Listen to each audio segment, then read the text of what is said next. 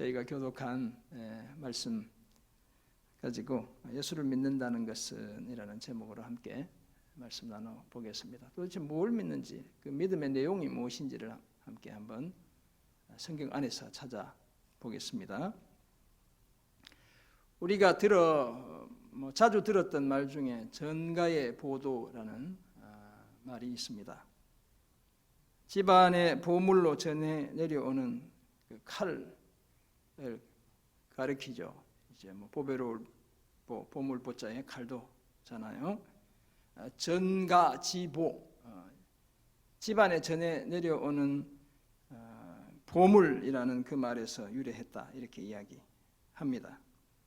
긍정적인 의미에서 이 말은 만병통치약과 같이 아주 잘 듣는 해결책 또는 아무 때나 쓸 수 있는 강력한 권한 등을 지칭합니다.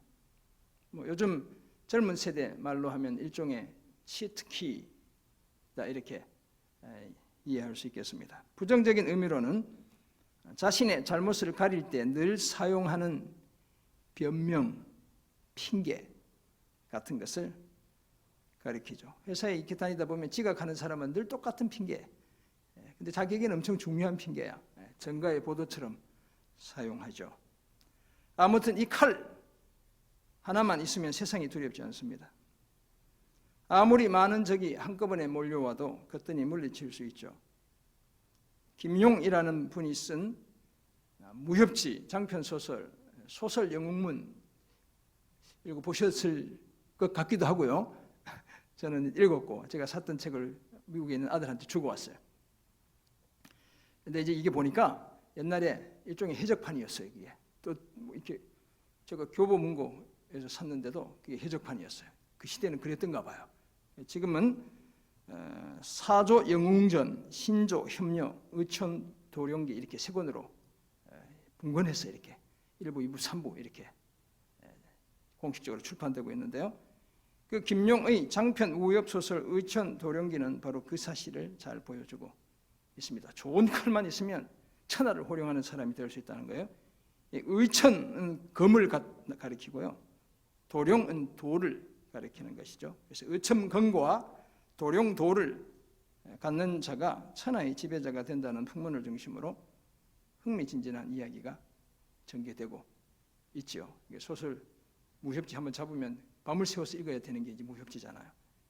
하지만 천하를 지배하는 칼은 사실 존재하지 않지요. 칼 한 자루, 두 자루로 어떻게 천하를 호령할 수 있겠어요? 어떻게든 위기를 극복하고 싶은 사람들의 소망이 그런 허황된 말을 지어낸 것일 뿐입니다. 정말 그런 칼이 존재한다면 아마도 사람들은 절대 반지와도 같은 그 칼을 차지하기 위해 지금까지 서로 피터지게 싸움을 계속 이어왔을 거예요. 100번을 양보해서 설령 그런 칼이 명검이, 보검이 존재한다 치더라도 그 칼 하나로 세상을 지배한다는 것 어불성설이겠죠. 사람들의 부질없는 기대이며 욕심에 불과한 것입니다. 그런데 놀랍게도 오늘 본문 요한 1서 5장 1절에서 12절은 실제로 전가의 보도와 같은 것이 있다고 말씀하고 있어요. 그런 것이 있다는 거예요. 성도들에게 세상을 이기는, 온 세상을 이기는 승리를 안겨주는 확실한 그 무엇이 있다고 말씀하죠. 그것이 바로 저와 여러분의 믿음입니다. 예수를 믿는 믿음이 세상을 이긴다고 말씀하고 있기 때문입니다. 그 믿음을 가진 자가 세상을 이기는 승리자라고 말씀하고 있죠. 왜냐하면 우리가 믿는 예수님이 자신의 부활을 통해 세상과 세상의 가장 강력한 권세인 죽음을, 사망을 이긴 분이시기 때문입니다. 그런 예수님을 믿기에, 이미 세상과 죽음을 이긴 그분을 믿기에 우리가 가진 믿음은 전가의 보도와 같은 것이죠. 승리를 보장하고 있습니다. 이처럼 믿음으로 세상을 이긴다고 말씀하는 오늘 본문을 통해 우리는 예수를 믿는다는 것의 의미가 도대체 무엇인지를 몇 가지 발견하게 됩니다. 첫째는 우리가 예수를 믿는다라고 이야기하면 첫째는 예수님이 그리스도이심을 믿는 겁니다. 오늘 보면 그 사실을 말씀하고요. 둘째는 예수를 믿는다라고 이야기하면 예수님이 하나님의 아들이심을 믿는 것입니다. 그리고 끝으로 오늘 본문이 말하는 또 다른 한 가지, 우리가 예수를 믿는다라고 말할 때 그 믿음의 내용이 뭔가, 예수님이 물과 피로 임하신 분이라는 사실을 믿는 겁니다. 예수님이 우리와 똑같은 인간으로 이 땅에 오셨다는 사실을 믿는 것이에요. 이런 믿음이 세상을 이기고 생명을 선물로 받게 한다고 오늘 본문이 말씀하고 있어요. 서로 사랑하라는 새로운 계명을 강조하던 사도 요한은 오늘 본문에 이르러 믿음이라는 주제로 화제를 옮기고 있습니다. 어떤 의미에서 성도들의 참된 사랑은 성도들의 믿음에서 출발합니다. 출발해야 돼요. 제가 결론적으로 그 사실을 설교 뒷부분에 말씀할 겁니다. 하나님과 그의 아들 예수 그리스도에 대한 올바른 믿음이 올바른 사랑을 촉발시키기 때문에 그렇습니다. 그렇다면 예수님을 믿는다는 것이 도대체 예수님에 관해 무엇을, 예수님에 대한 무엇을 믿는 것인지를 제대로 알아야 성도들이 진리 안에서 온전하게 사랑할 수 있습니다. 그리고 그런 믿음이 세상을 이기게 되는 겁니다. 왜냐하면 우리가 믿는 그분이 세상을 이기신 분이기 때문에 그렇습니다. 이런 이해를 바탕으로 오늘 본문에서 발견하는 예수님을 믿는다는 것이 그 첫 번째 의미로 예수님이 그리스도이심을 믿는 것입니다. 1절이 그 사실을 말씀하고 있죠. 예수께서 그리스도이심을 믿는 자마다 하나님께로부터 난 자니 또한 낳으신 이를 사랑하는 자마다 그에게서 난 자를 사랑하느니라. 아멘. 요한에 따르면 예수님이 그리스도이심을 믿는 자는 누구로부터 났다고요? 하나님으로부터 난 자입니다. 그렇다면 하나님께로부터 나지 않고선 예수님을 자신의 그리스도라 고백할 수 없죠. 이처럼 예수를 믿는다는 것, 이것은 예수님이 나의 그리스도이심을 믿는 겁니다. 우리가 잘 알지만 그리스도라는 말은 영어로는 이제 크라이스트잖아요. 헬라어로는 크리스토스거든요. 다 기름 부음 받은 자라는 뜻을 가지고 있어요. 학자들이 크리오라는 헬라어 동사 기름 붓다, 어노인트라는 뜻을 갖고 있는데 거기서 왔다고 이야기해요. 같은 뜻을 가진 히브리어 기름 붓다는 말이 이제 마샤거든요. 마샤 이렇게 이제 읽어야 되는데 그 명사가 기름 부음 받은 자가 마시아흐입니다. 그래서 거기서 메시아라는 말이 영어의 말이 나오게 된 거예요.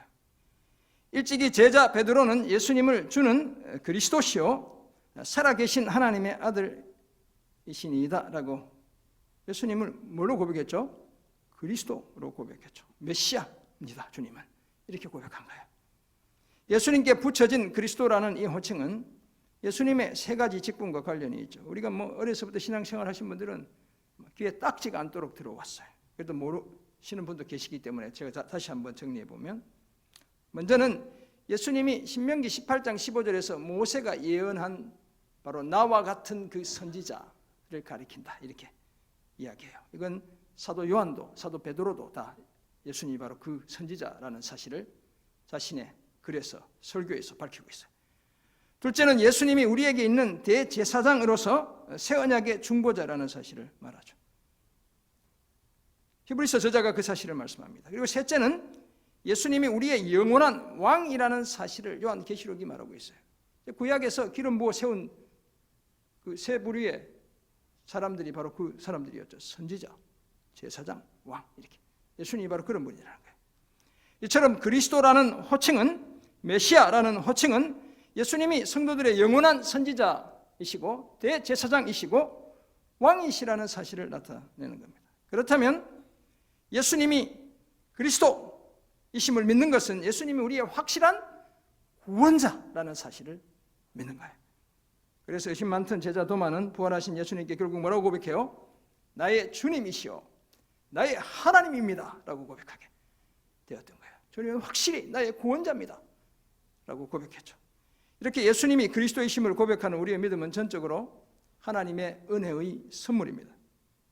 왜냐하면 성령으로 아니하고는 누구든지 예수를 주시라 할 수 없기 때문이죠. 그래서 예수가 그리스도이심을 믿는 자는 하나님께로부터 난 자입니다. 저는 제 인생이 그렇다고 생각해요. 아무도 예수 안 믿는 집에서 누가 저한테 예수 믿자고 얘기하지도 않았지만 스스로 제가 교회 다니는 저를 발견했으니까 이거 하나님의 은혜 아니면 설명할 수가 없어요. 그리고 낳으신 이 곧 하나님을 사랑하는 자마다 그에게서 난 자 곧 다른 하나님의 자녀들을 사랑할 수밖에 없습니다. 그럴 수밖에 없겠죠. 하나님에게로서 낳고 사랑을 받았는데 사랑할 수밖에 없죠. 더구나 우리가 하나님을 사랑하고 그의 계명을 지킬 때 이로써 우리가 하나님의 자녀를 사랑하는 줄도 알게 됩니다. 하나님을 사랑하고 그 사랑의 계명들을 지키면 우리가 하나님의 자녀를 사랑한다는 사실이 객관적으로 증명되는 겁니다. 말로만 하는 게 아니구나 라는 사실이 드러나게 되죠. 사도는 거듭 하나님을 사랑하는 것은 이것인데 우리가 그의 계명을 지키는 것이라고 말씀하죠. 그런데 그의 계명은 무거운 것이 아니래요. 그죠? 그의 계명들은 무거운 것이 아니로다. 예수님이 주신 사랑의 계명들을 염두에 두고 하는 말일 것입니다. 그 계명이 사실 사랑하는 게 쉽지는 않잖아요. 그래서 무거운 게 아니래요. 헤비한 것이 아니라고 얘기하는데요. 무거운 것이 아닌 이유는 무엇일까요?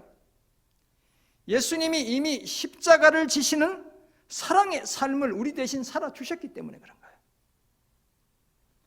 우리의 무거운 죄의 짐을 예수님이 대신 져주셨기에 우리가 지는 예수님의 멍에는 쉽고 그 짐은 가볍다고 주님이 말씀해 주시는 거예요. 그래서 우리는 그 은혜를 의지하며 사랑의 계명을 지켜낼 수 있습니다. 사랑하는 성도 여러분, 그러므로 예수를 믿는 우리는 예수님이 그리스도라는 사실을 분명히 고백해야 되겠습니다. 하나님의 아들이신 예수님은 참 선지자이시고 새 언약의 대제사장이시며 저와 여러분의 영원한 왕이신 줄 믿습니다. 예수님이 이와 같은 그리스도이심을 부인하는 자들은 다 적그리스도입니다. 예수님을 반대하는 자들이고 어둠에 행하는 자들이고 마귀에 속한 자들이죠. 당연히 형벌의 두려움 속에 살아갈 수밖에 없습니다. 결국 형제 자매를 미워하게 되죠. 그 미움은 형제를 죽음에 이르게 하고요. 결국 자신을 생명과 상관없는 사람으로 만들어가게 되는 겁니다. 그러므로 정말 예수를 그리스도로 믿는다면 하나님께로 난 자라는 자신의 정체성을 분명히 해야 합니다. 그것은 다름 아니라 하나님을 사랑하고 그의 계명들을 지키는 것입니다. 그것도 기쁘고 자발적으로 그렇게 해내는 것이죠. 예수님을 그리스도로 고백하는 자답게 하나님의 사랑의 계명을 지키는 우리 모두가 되기를 주님의 이름으로 축원합니다. 아멘. 예수를 믿는다는 것은 둘째로 예수님이 하나님의 아들이심을 믿는 겁니다. 오늘까지 내 신앙이 선명하지 않았던 분들 제 메시지 잘 들으시면 좋겠습니다. 내가 예수를 믿는데 도대체 뭘 믿는 건가? 뭘 믿어왔나? 이런 궁금증이 드시는 분들, 우리 누님들 중에도 잘 듣고 정확하게 신앙 고백해야 되겠습니다. 오늘 본문 4절에 따르면 무릇 하나님께로 난 자마다 세상을 이기죠. 그리고 세상을 이기는 승리의 원천은 우리의 믿음입니다. 이처럼 하나님 아버지와 예수 그리스도에 대한 믿음이 성도들로 하여금 세상을 이기게 합니다. 이런 메커니즘이 가능한 이유는 성도들의 믿음 그 자체에 무슨 능력이 있기 때문이 아니죠. 최근에 제가 이런 말씀 계속 드리고 있죠. 성도들이 저와 여러분이 믿는 하나님이 능치 못한 일이 없는 분이시기 때문에 그런 거예요. 그래서 제가 일부 예배 때 그런 말씀드려요. 일부 예배 때는 일찍 오시니까 막 졸리잖아요. 설교가 막 재미가 있는 것도 아니고 이러니까 제가 그래서 걱정하지 마시라고 주무셔도 우리가 조는 것 때문에 이기는 승리를 빼앗기지 않는다고. 왜냐하면 이긴 분이 예수님이기 때문에 그래요. 우리는 그분의 승리, 그분을 믿기만 하면 이기는 거예요. 우리가 믿는 예수님이 전능하신 하나님이고 하나님의 아들이기 때문에 그렇죠. 아버지와 아들과 성령 하나님이 늘 세상을 이기시기 때문에 그 하나님을 믿는 성도들이 세상을 이기는 거예요. 5절은 성도들의 믿음의 또 다른 내용 한 가지를 소개하는데요. 이렇게 말씀하죠. 예수께서 하나님의 아들이심을 믿는 자가 아니면 세상을 이기는 자가 누구냐? 엄청난 이야기죠. 예수님이 하나님의 아들이심을 믿는 저들만 세상을 이기는 자라고 이야기하는 거예요. 그렇다면 이것은 예수님의 신적인 존재와 그 능력을 믿는 것이죠. 비록 육신의 몸을 입고 이 땅에 오셨지만 예수님은 근본적으로 사도 바울이 그렇게 말했죠. 하나님의 본체입니다. 하나님과 똑같은 능력을 가진 분입니다. 똑같은 신성을 가지시죠.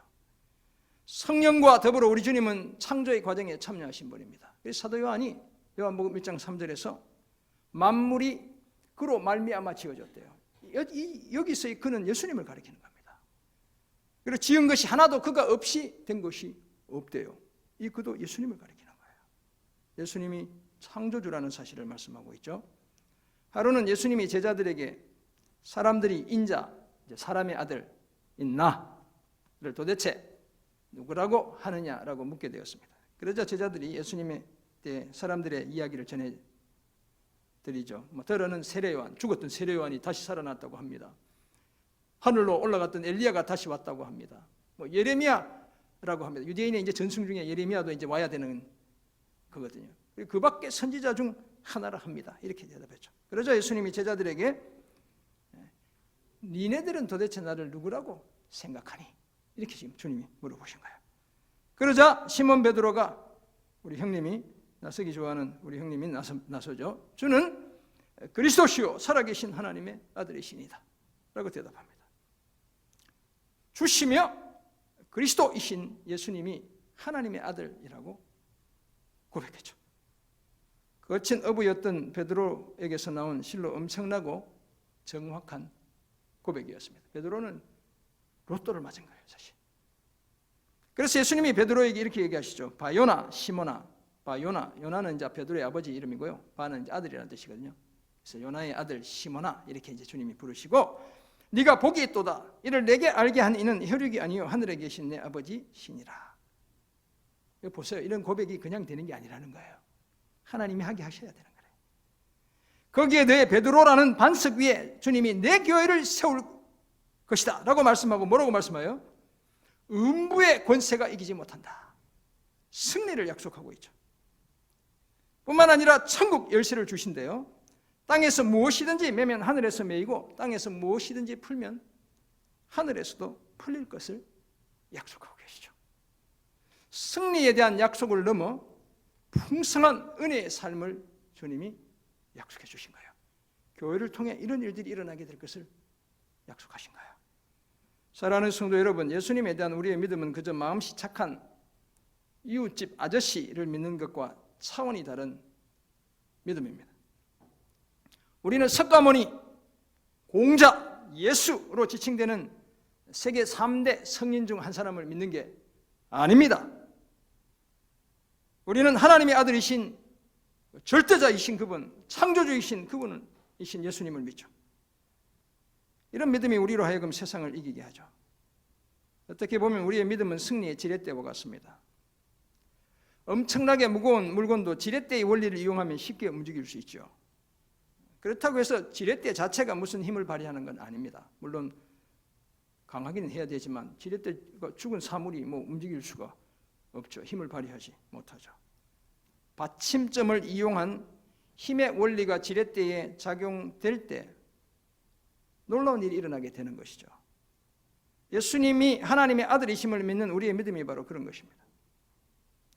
우리의 믿음이 하나님의 아들이신 예수님의 손에 들려 사용될 때 세상까지 이기는 폭발적인 힘이 나타나게 되는 것이죠. 마치 정가의 보도와 같은 것이 됩니다. 천하를 호령할 수 있게 되죠. 왜냐하면 우리가 믿는 예수님이 전능하신 하나님이시고 하나님의 아들이기 때문에 그렇습니다. 지금도 세상은 거짓 선지자들이 판을 치고 공중권세 잡은 자들이 왕노릇을 하고 있죠. 예수를 믿는 우리를 하나님의 은혜와 사랑에서 멀어지게 하려고 가진 수작을 부려요. 요즘에 악한 세력은 우는 사자처럼 덤비지 않아요. 개인주의, 소비지상주의, 우리 속에 이 뼛속 깊이 스며들게 하는 그런 전략들도 우리를 주님으로부터, 공동체로부터, 성경적 가치로부터 멀어지게 하는 거예요. 엄청나게 무서운 싸움을 사실 싸우고 있어요. 때로는 우리의 영적 나태함이 저들의 좋은 빌미가 되기도 합니다. 그러나 우리에게는 이미 저들을 이기는 아주 강력한 무기가 있지요. 그것이 바로 예수님이 하나님의 아들이심을 믿는 우리의 믿음입니다. 그래서 바울은 로마서 8장 37절에서 이런 고백해요. 그러나 이 모든 일에 우리를 사랑하시는 이로 말미암아 우리가 넉넉히 이기느니라. 아멘이시죠? 우리를 사랑하시는 그분 때문에 넉넉히 이긴다고 말씀하고 있습니다. 예수님이 하나님의 아들이시라는 이 믿음 붙들고 날마다 승리하며 살아가는 그런 우리 모두가 되기를 주님의 이름으로 축원합니다. 아멘. 끝으로 예수를 믿는다는 것은 오늘 본문 속에서 우리가 발견해 보는 겁니다. 예수님이 물과 피로 오신 분이심을 믿는 겁니다. 이것은 또 다른 말로 예수님의 성육신, 우리와 똑같은 인간이 되셨다는 사실을 믿는 겁니다. 오늘 보면 6절인데요. 이는 물과 피로 임하신 이시니 곧 예수 그리스도시라. 물로만 아니요 물과 피로 임하셨고 증언하는 이는 성령이시니 성령은 진리니라. 이처럼 예수님은 물과 피로 임하신 분입니다. 물로만 아니라 물과 피로 임하셨고, 임하셨다는 말은 이제 헬라어로 보면 엘코마인데요. 컴이에요. 컴. 오셨다는 거예요, 우리에게. 그것을 증언하는 분이 성령이시고 성령은 진리입니다. 그래서 성령의 증거는 참된 겁니다. 성령 자체가 진리의 영이시기 때문에 그래요. 여기서 물은 죄 씻음의 세례를 상징하고 피는 십자가의 죽음을 가리킵니다. 여러 가지 이제 상징적인 걸로 해석될 수 있는데 이렇게 보는 것이 가장 안전한 것 같아요. 따라서 이 물과 피는 예수님의 구속 사역과 밀접한 관련이 있죠. 죄로 오염된 사람이 깨끗함을 얻기 위해서는 우선 그 죄를 씻는 신령한 물이 필요하고요. 거기에다 하나님의 의의 요구를 만족시키는 속죄의 피로 깨끗해져야 하죠. 예수님은 이 일을 위해 물과 피를 가진 분으로 이 땅에 오신 거예요. 우리와 똑같은 인간으로 이 땅에 오셨죠. 그 물은 영원히 목마르지 않는 영생하도록 솟아나는 생수이기도 합니다. 그 피는 단번에 자신을 들여 더 이상 희생제사가 필요 없게 하는 하나님의 어린 양의 순결한 피인 줄 믿습니다. 그런 예수님이 십자가에 달려 돌아가실 때 한 군인이 예수님의 죽음을 확인하기 위해 확인 사살을 했죠. 옆구리를 창으로 찔렀습니다. 그러자 그 상처로부터 뭐가 나왔대요? 피와 물이 곧 나왔다고 말씀하고 있죠. 이 광경을 예수님이 사랑하시던 제자 요한이 보았죠. 그래서 요한복음에 적은 거잖아요. 그리고 오늘 요한 1서 이 편지를 적고 있는 당사자가 바로 그 사실을 말씀하고 있죠. 그 물에 의해 우리의 영혼은 씻어져 정결하게 되었습니다. 그 피를 통해 하나님의 법이 성취되었고 하나님과 아들 예수 그리스도도 영광을 받으셨죠. 사람들이 하나님과 화해하게 되었고 하나님께 의로운 자가 되기까지 한 것입니다. 그러므로 예수님의 물과 피는 저와 여러분의 구원의 필수 요건입니다. 그래서 예수님은 무슨 일이 있어도 물과 피로 오셔야만 했던 거예요. 인간이 되셔야만 하셨습니다. 이런 사실을 확정하기 위해 증언하는 이가 셋이라고 7절에 말씀하죠. 그 셋은 다름 아니라 성령, 물, 피이고 이 셋은 합하여 하나라고 말씀합니다. 일치된 증언을 하고 있다. 이렇게 이해할 수 있겠습니다. 예수님이 물과 피로 임하신 분이라는 사실을 예수님의 물과 피 자체는 물론 성령 또한 친히 증거하죠. 그래서 그 증거는 참입니다. 만일 사람들의 증언도 법정에서 유효하다면 하나님의 증거는 더욱 크고 확실하죠. 사람들의 증언이 사실 얼마나 확증 편향 속에 놓여 있는지 몰라요. 그러니까 똑바로 증언한 것도 돌아보면 잘못 증언한 일들이 한두 개가 아니에요. 그런 것조차도 법정에서 유효하다면 그런 실수, 오류 없는 하나님의 증거는 더욱 크고 확실한 것이죠. 더구나 하나님의 증거는 성령을 통해 성육신하신 자신의 아들에 대해 친히 증언하신 겁니다. 따라서 하나님의 아들을 믿는 자는 자기 안에 증거가 있죠. 왜냐하면 진리의 영인 성령이 우리 안에 계시기 때문에 그래요. 반면에 하나님을 믿지 않는 자는 하나님을 거짓말하는 자로 만듭니다. 그렇게 확실하게 증거해도 믿지 않으니까 하나님을 거짓말하는 자로 만드는 것이죠. 게다가 분명한 증거는 이것인데 하나님이 성도들에게 영생을 주신 것과 이 생명이 그의 아들 안에 있는 그것이라는 사실이죠. 따라서 아들이 있는 자에겐 생명이 있고 하나님의 아들이 없는 자에겐 생명이 없습니다. 이처럼 반드시 물과 피로 임하신 하나님의 아들이신 예수님을 믿어야 생명이 보장되는 겁니다. 아들이 없으면 결국 우리 그냥 이렇게 늙어가다가 인생이 끝나는 거예요. 아무 생명이 없습니다. 사랑하는 성도 여러분, 예수님은 우리의 죄를 씻고 우리를 의롭게 하시기 위해 물과 피로 우리에게 임하신 분입니다. 우리와 똑같은 몸을 입으시고 종의 형상으로 이 땅에 오셨죠. 요한은 이미 4장 2절에서 요한일서 예수 그리스도께서 육체로 오신 것을 시인하는 영마다 하나님께 속했다고 말한 바 있습니다. 이처럼 예수님이 물과 피로 임하신 사실을 시인하는 영이 하나님의 영, 곧 성령입니다.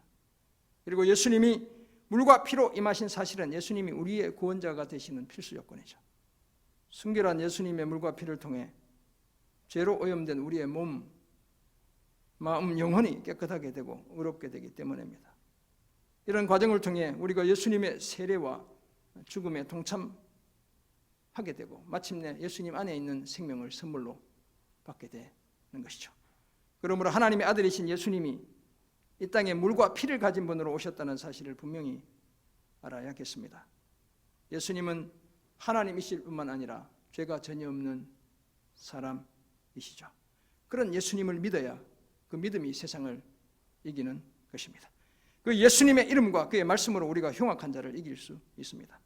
예수님이 물과 피로 임하신 분임을 분명히 고백하고 그 믿음으로 날마다 승리하며 살아가는 우리 모두가 되기를 주님의 이름으로 축원합니다. 아멘. 그렇다면 이런 사실을 우리가 알게 되었는데 어떤 삶을 살아야 될까요? 첫째는 제대로 알고 믿어야 합니다. 예수님을 믿는다는 것은 예수님이 그리스도이심과 하나님의 아들이심과 물과 피로 임하신 분이라는 사실을 믿는다고 말씀드렸죠. 오늘 본문이 그렇게 이야기하고 있습니다. 그렇다면 그것은 성자 예수님이 인간의 몸을 입고 이 땅에 오셨고 자신을 희생제물로 드려 우리의 영원한 구원자가 되셨다는 사실을 믿는 겁니다. 주님 외에 구원의 길이 없다는 사실을 믿는 거예요. 이처럼 예수님에 대한 우리의 믿음은 하나님의 아들이 종의 형상으로 이 땅에 오셔서 십자가에서 대속의 제물로 희생당하셨고 사흘 만에 무덤에서 부활하셨고 승천하셔서 영광의 자리를 차지하고 계시고 재림의 주로 다시 오신다는 사실을 그 내용으로 하는 겁니다. 이런 것들을 알고 믿어야 되는 거예요. 예수님에 관한 이런 내용을 제대로 알고 믿어야 합니다. 그래야 우리의 믿음으로 세상을 이기게 되는 겁니다. 예수님을 제대로 알고 믿는 그런 우리 모두가 되기를 주님의 이름으로 부탁드립니다. 아멘. 두 번째, 믿음의 승리를 확신해야 합니다. 예수님의 부활은 사망의 권세에 대한 승리를 분명히 보여주는 사건이죠. 예수님은 그 부활을 통해 부활의 첫 열매가 되셨다고 사도 바울이 우리에게 전합니다. 아담 안에서 모든 사람이 죽은 것 같이 그리스도 안에서 모든 사람이 삶을 얻게 되지요. 그래서 예수님을 믿어야 되는 겁니다. 장차 모든 통치와 권세와 능력 곧 악한 세력은 멸망을 당하고 나라는 아버지 하나님께 바쳐지게 되죠. 이 사도 바울의 위대한 표현인데요. 예수님을 통해 그 나라가 하나님께 바쳐지는 그런 그림을 그려내고 있어요. 사망의 승리는 이제 불가능하게 되었고요. 사망이 쏘는 것 이제 아무런 효력을 발휘할 수 없게 되고 말았습니다. 죽음이 두렵지 않는 자들이 예수 믿는 우리인 겁니다. 왜냐하면 우리 주 예수 그리스도로 말미암아 승리가 모든 사람에게 선물로 주어졌기 때문인 줄 믿습니다. 그러므로 부활하신 예수님을 믿는 우리는 승리를 확신해야 합니다. 이제 세상은 그 운명을 다 해가고 있습니다. 우리만 이렇게 나이 들고 늙어가고 이렇게 시들시들해지는 게 아니라 그래도 우리는 소망이 있어요. 그러니까 영원히 살아가는 그 나라가 있기 때문에 세상은 소망 없이 죽어가는 거예요. 그러므로 그런 세상에 우리가 기대어 살아가야 할 이유가 전혀 없습니다. 너무 막 집착해가지고 그렇게 할 이유가 없다는 거예요. 그렇다고 뭐 너무 쉽게 생각하는 게 아니에요. 우리의 목적과 방향이 정확해요. 우리는 승리하신 예수님과 그 이름을 믿는 하나님의 자녀들입니다. 그러므로 삶의 위기 속에서도 승리를 확신하며 살아가시는 우리 모두가 되기를 주님의 이름으로 부탁드립니다. 아멘. 성도들의 믿음은 근본적으로 사랑과 연결되어 있습니다. 제가 앞에서도 말씀드렸죠. 사실 성도들의 사랑은 예수 그리스도에 대한 믿음에서 출발해야 합니다. 그것이 안전해요. 그리고 확실해요. 지속적입니다. 그런 사랑이 영원합니다. 우리 편에서 시작하는 사랑은 늘 불안하고 불확실하죠. 하지만 하나님 편에서 시작하는 사랑은 늘 안전하고 확실합니다. 그래서 하나님께 대한 믿음에서 우리의 사랑을 시작해야 하는 거예요. 그렇지 않은 사랑은 우리를 쉽게 지치게 만듭니다. 우리가 경험해 봤잖아요. 지금도 그렇게 살고 있잖아요. 이걸 더 사랑해야 돼 말아야 돼. 한 번 더 용납해야 돼 말아야 돼. 늘 우리가 고민하는 거예요. 무관심과 오해가 반복되면 나도 모르게 사랑의 끈을 놓아버리죠. 그 팽팽했던 줄이 싹둑 잘려나가 버리고 말아요. 그러므로 우리의 사랑이 지속되게 하기 위해 우리는 우리의 사랑을 믿음에서 출발시켜야 하는 겁니다. 그리고 그 믿음은 다름 아니라 사랑이신 하나님에 대한 믿음이고 그의 아들이시오 그리스도시며 물과 피로 임하신 예수님에 대한 믿음이죠. 세상을 이기고 이기적인 나의 자아까지 이기는 그런 믿음에서 시작해야 우리는 사랑을 지속해낼 수 있습니다. 왜냐하면 믿음 안에서 성령을 통해 하나님의 사랑을 계속 공급받기 때문에 그래요. 내 의지를 넘어 하나님의 계명을 따라 나도 사랑할 수 있기 때문에 그런 겁니다. 사랑하는 성도 여러분, 우리가 진심으로 사랑의 계명을 지키고 세상을 이기고 영생을 선물로 받기 원한다면 예수를 믿어야 합니다. 그것도 예수님이 그리스도시고 하나님의 아들이시며 물과 피로 임하신 분이심을 믿어야 합니다. 그 믿음이 우리를 사랑의 계명을 지키는 사람으로 세워가죠. 뿐만 아니라 세상을 이기게 하고요, 마침내 영생을 선물로 받게 만듭니다. 하나님의 아들 예수 그리스도가 있어야 생명도 있습니다. 그러므로 우리는 예수를 제대로 알고 믿어야겠습니다. 그저 믿습니다, 아멘 이라는 말을 때로는 해야 되지만 조건 반사적으로 외치지 않아야 돼요. 뭘 믿는지 정확하게 고백하고 아멘 해야 되는 거예요. 믿음의 분명한 내용 잘 인지하고 믿어야 합니다. 이런 믿음을 가진 우리는 승리를 확신해야 되죠. 예수님이 이미 승리하셨고 믿는 우리에게 승리를 보장해 주셨기 때문에 그렇습니다. 이 땅을 살며 제대로 예수 믿고 사랑하고 승리하고 영생을 맛보고 누리며 살아가는 그런 우리 모두가 되기를 주님의 이름으로 축원합니다. 아멘. 기도하겠습니다. 사랑의 주님, 주신 은혜의 말씀을 기억합니다. 우리의 믿음의 내용을 정확히 이해하고 분명히 고백하는 믿음의 삶을 살아내는 저희들 다 되게 도와 주옵소서.